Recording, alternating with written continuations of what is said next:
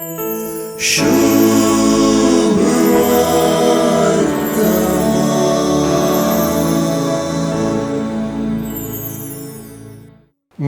आणि उजवाडाग दोनांकी आपापले खास असे गुण असतात. मिठाग मीठ म्हणूंक करची आणि उजवाडाक उजवाड म्हणूंक आमकां करची गजाल हांगा प्रमुख जाता. मिठान जेवणा खाणाक आणि पक्वानांक रूच आणि स्वाद दिवंकच जाय. मिठान वरवी सांभाळून व्हरूंकच जाय. हो मिठाचो शेगुण. हेंच मिठाचें खाशेलेपण. उजवाडान परजळूंकच जाय.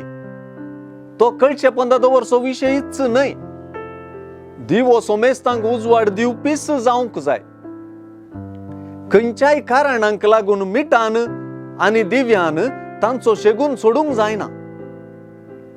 जेजूची सुवार्थेंतलीं उतरां पाटलाव्यांची जिणी मिठाक आनी उजवाडाक सरी करतात. कित्याक जेजूच्या पाटलाव्यांनी तांचें खाशेलेपण सोडूंक जायना.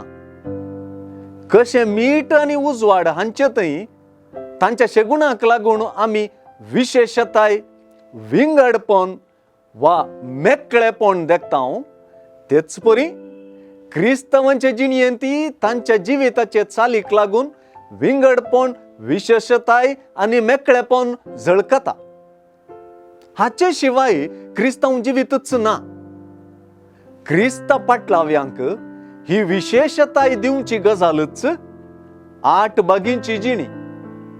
ही जिणी जियेल्ल्या वरवीं क्रिस्तांवपण उठून दिसता.